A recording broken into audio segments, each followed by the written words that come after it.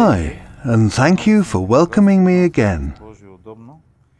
Here we are, ready for another story for smart and curious people, for those who read. What I will be talking about today has been puzzling the mind not only of yours truly, but also scientists worldwide. It's a difficult topic, not so much to talk about, but rather difficult for someone to assimilate all I will share with you. Because I'm going to talk about inflammation. A simple word about which all of us have a general understanding. But do we actually know what inflammation is?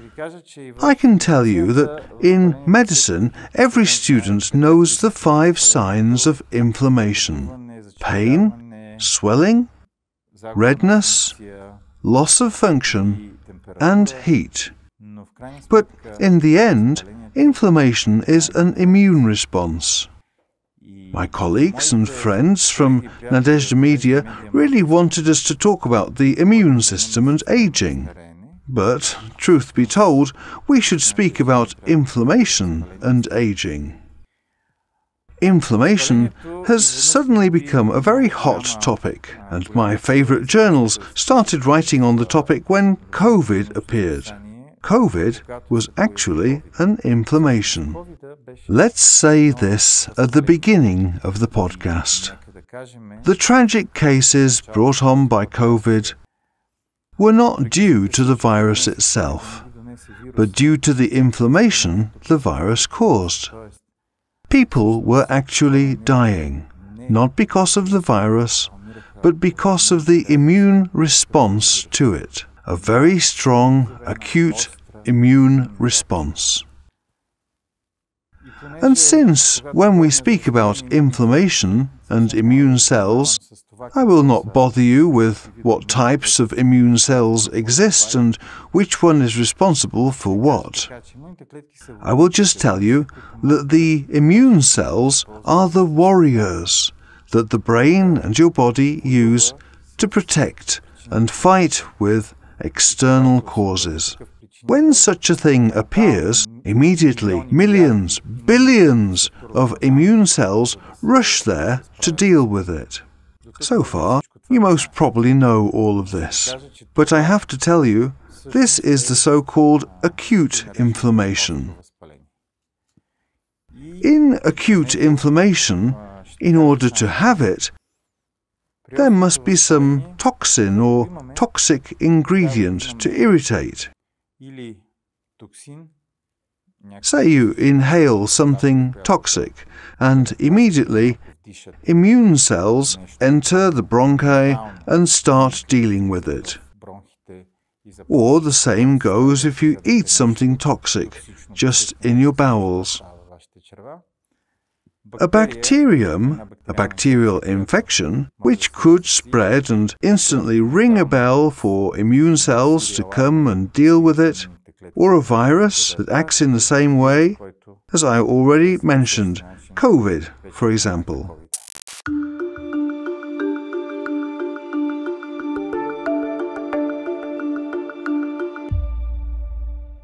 But there is one more cause of acute inflammation, which is called stress.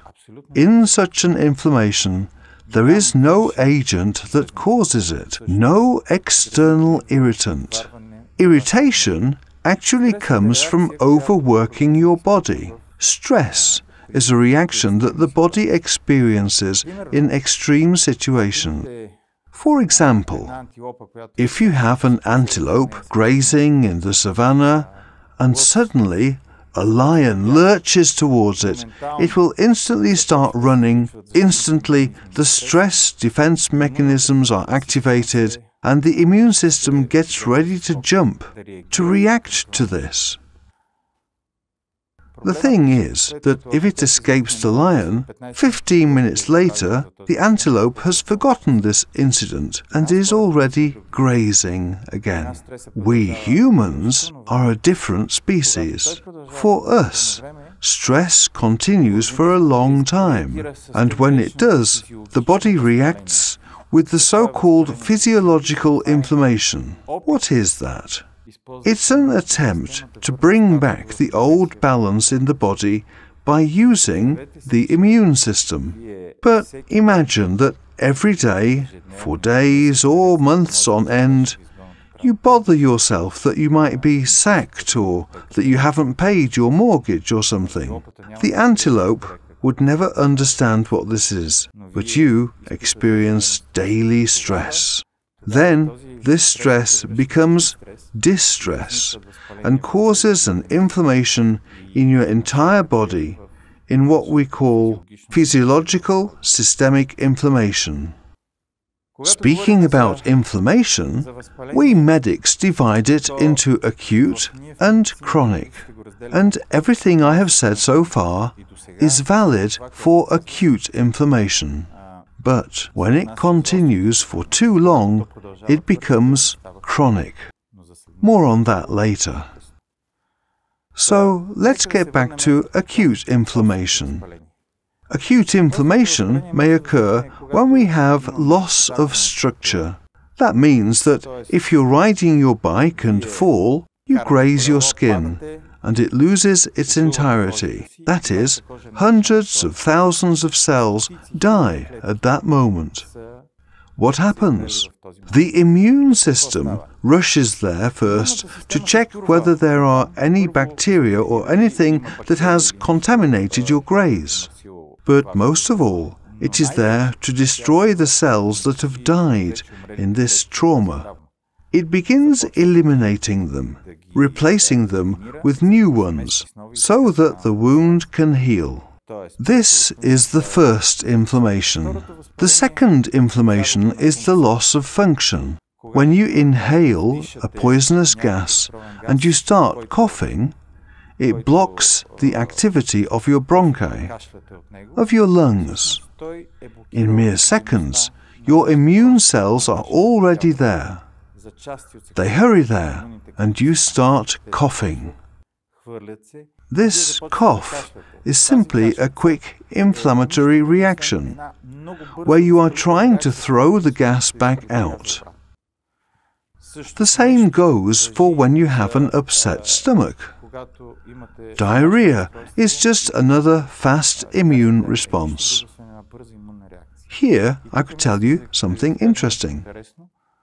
One of the best schools for immune cells, where they learn what to react to and how, where they bring their young new cells, is precisely your digestive system.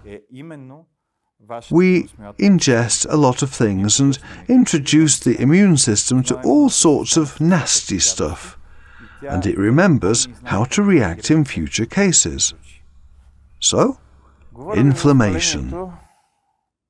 The third type of inflammation is what I have already mentioned, an attempt to bring back the balance when it is not due to any external reason. When it comes, it's an attempt for the body to restore its calm and balance, when there is a mental or other reason not caused by an external object.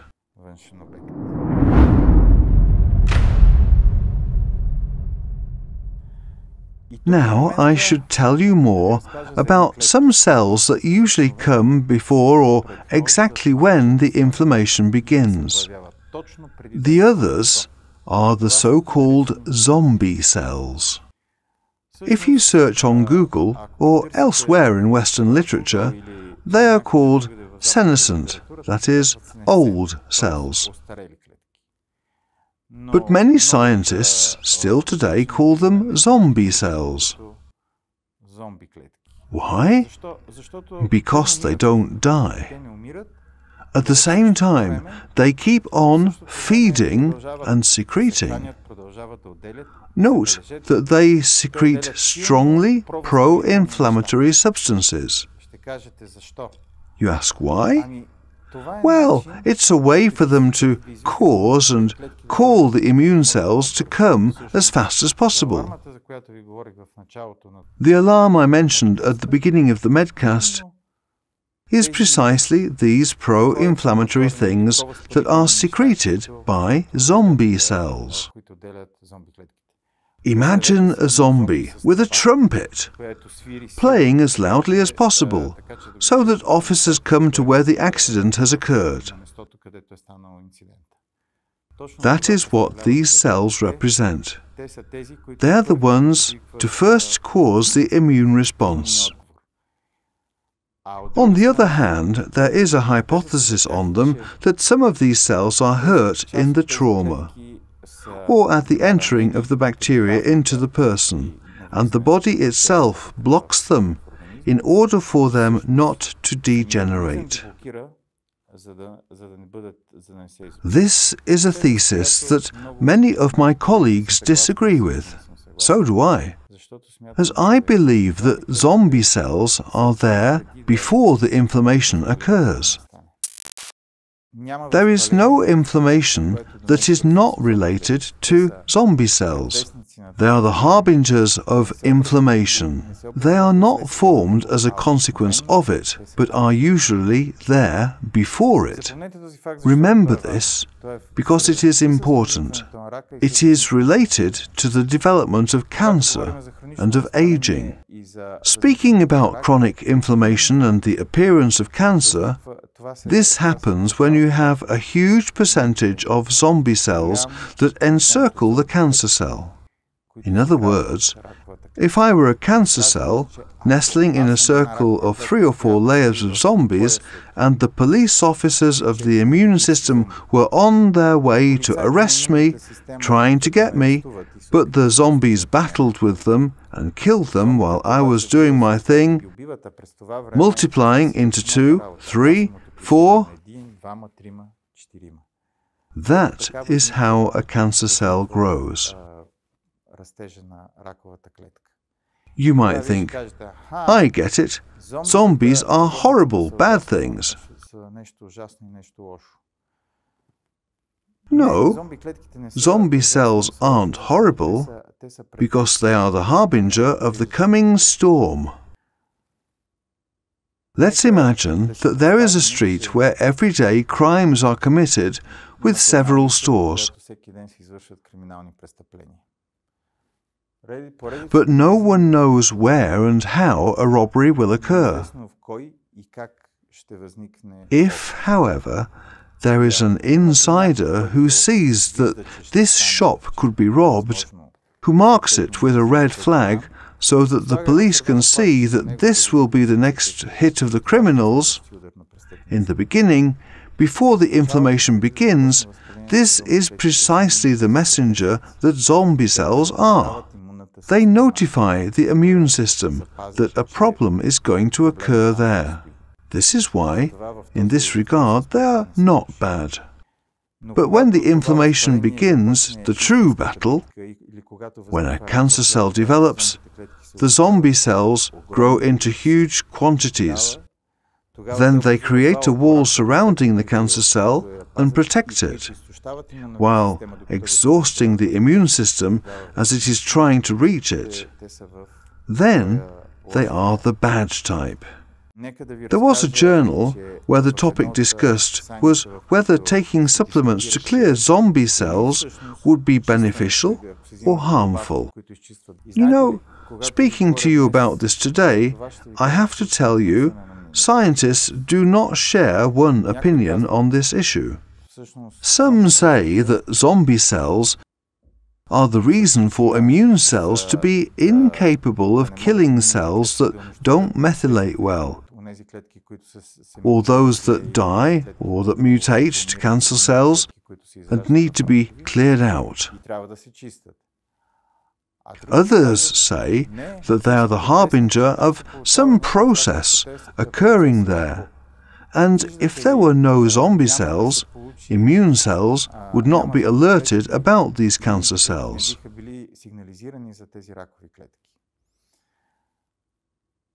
I think both theses are valid. Furthermore, I will tell you how to take these supplements in order to get the right effect, to achieve this balance the body is striving towards.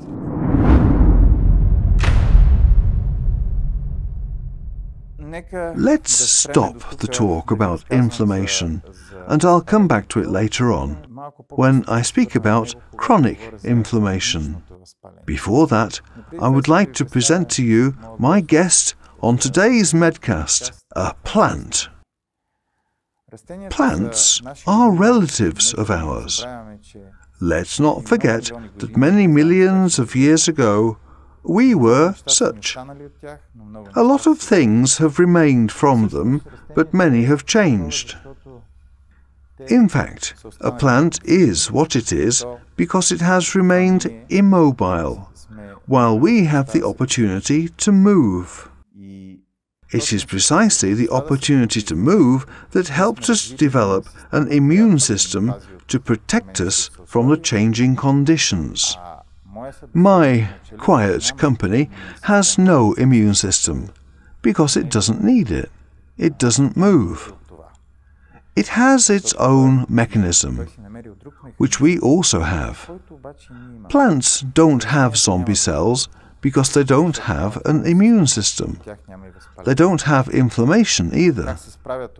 But how do they deal with cancer, with diseases, or with pests?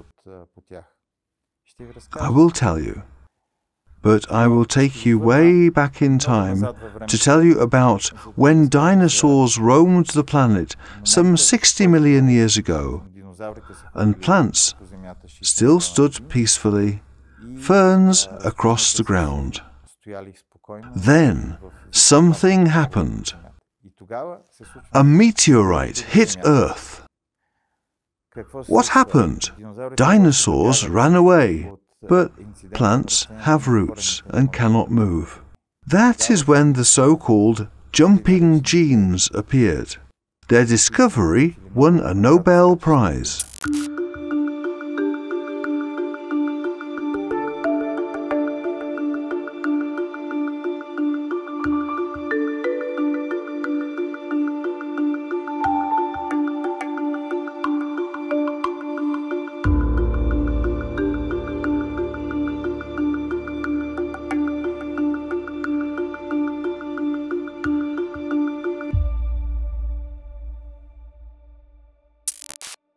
When a plant experiences stress, when subjected to extreme conditions, cells start to converge, and the so-called polyploidy occurs.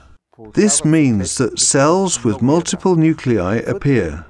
Inside these nuclei, they can methylate different numbers of genes, use different switches, even have new species of plants appear when there is such a cell with many nuclei. Imagine a laptop, not with one, but with 10 processors. You'll understand what I mean. I'm telling you all this because this defense mechanism has remained in people. When we are under huge stress, when we are dealing with a major infection, the defense reaction of our shared heritage with plants is that our cells start fusing into multinucleate cells. Many of them are formed by the merging of immune cells. That is, a police officer holds hands with another, and so on, until a squad is formed. In other words, a huge cell with many nuclei is created, one with many thinking minds. Then this cell goes on to fight with the major adversary, the severe infection, the bacteria. It encircles it and engulfs it. Why am I telling you all this? Because our shared heritage with the fused cells and the formation of multinucleate cells is actually the reason for the appearance of the so-called chronic inflammation. When we have an external irritant or an infection that the body can't overcome, immune cells fuse in multinucleate cells that enclose this causa. These are, for instance, granulomas in, say, tuberculosis. Granulomas that form in joint inflammation and all chronic inflammations. What is interesting about them is that they never manage to deal entirely with the inflammation. Not only that, but they also abate it and send a signal to the brain saying, "Boss, we won!" And the brain gladly commands them to stop. But the big multinucleate cell remains and stays to fight this. Inflammation appears again, and an immune response follows. This is chronic inflammation. In chronic inflammation, pathologists always look for such multinucleate cells. They are in the smooth muscles, in your heart, because it is subjected to extreme loads. All these things have formed in organs where we have too much stress and loads too great. In every extended and continuous stress, the body responds with multinucleate cells. Multinucleation is another reason for cancer. If one cell is commanded by one nucleus, it gets clear information on what gene to methylate, which one to stop, and which one to launch. But when we have a so-called multiprocessor cell, it allows for the cell to switch the genes it methylates, to turn them on and off. There are many bosses there because in the processor itself, all the nuclei of this cell are working. It is powerful, while very volatile, and this could be a cause for cancer. It was interesting for me to check whether and how plants suffer from cancer. For us, cancers and carcinomas can appear from one cell, but in a plant they never could. Why? Because this one cell could build itself a wall of zombie cells. Whereas they don't have zombie cells, no immune system. When a cancer cell appears, it immediately dies or is destroyed. In humans and animal species, it can mutate from one cell or from multinucleate cells. This is the second genesis of cancer, which is typical for plants too. Unlike us, carcinomas in plants don't metastasize because their cells don't move. They are too strongly connected and cannot travel throughout the plant. This is why plants don't die from cancer. They just isolate it where the cancer cells sprout. They are just secreted. You've most probably seen them on different trees and plants as you walk in the forest.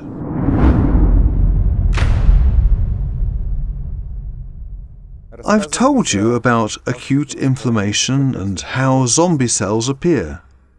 I've told you about how cancer cells are formed. I've told you about what we have left in us from our shared history with plants. So, what would you say? Where is aging in this process? Aging occurs when multiple chronic inflammations arise in different parts of your body. Then the immune system alerts the brain that inflammations are going on here and there. But the army is limited, and it starts sending out some of the military, which has partial success, and then continues on to another part of the body. So, one of the methods to deal with chronic inflammation, and to generally avoid it, is to clear up zombie cells.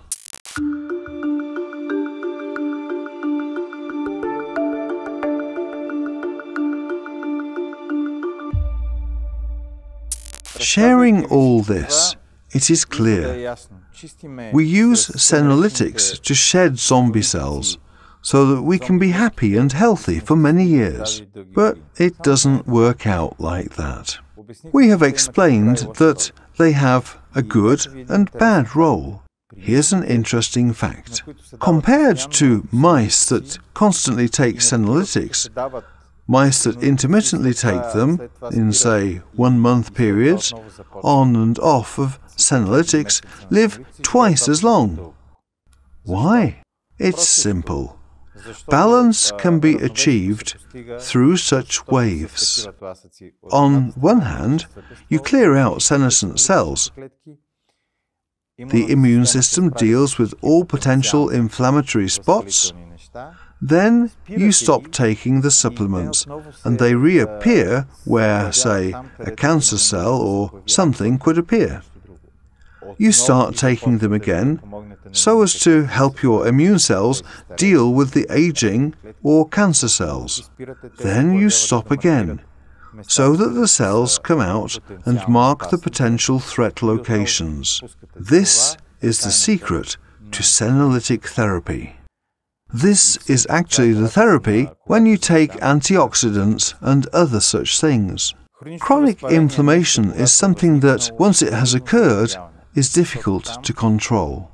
I will speak about it again when we do a podcast on autoimmune diseases and autoimmunity that, along with these gigantic cells I spoke of, I will share more about the rogue cop that kills everything in its path: allies, opponents, civilians, passers-by. But in the end, before we wrap up, I promised to tell you what a zombie human, composed entirely of zombie cells, would look like. Trust me, in no way different to the regular people you meet in the streets. The only difference is that they won't change. Their hair won't grow, their eyes won't water, their nose won't be runny, they won't change in any way. But, at the expense of that, they will have quite severe bad breath and most probably an unpleasant odour. Our topic was a lengthy one. At times, in preparing this MEDcast, I felt that it might be a bit confusing. Let it be so, because scientists are also confused at the moment on the topics of inflammation, zombie cells, cancer and aging, and they are arguing. But it seems we have managed to create a clear and precise understanding of what inflammation is. That it is not bad at certain times, but if it is permanent, chronic, then it turns into a reason for aging, a reason for the mutation of your cells into cancerous ones. However, don't forget that one of the main reasons for the appearance of big, large quantities of zombie cells is stress. And stress fears only one thing: you being happy. When you are happy, there is no stress. Respectively, there will be fewer zombie cells. Don't forget to be happy. Thank you for joining us again. Yours truly, Dr. Stamenov.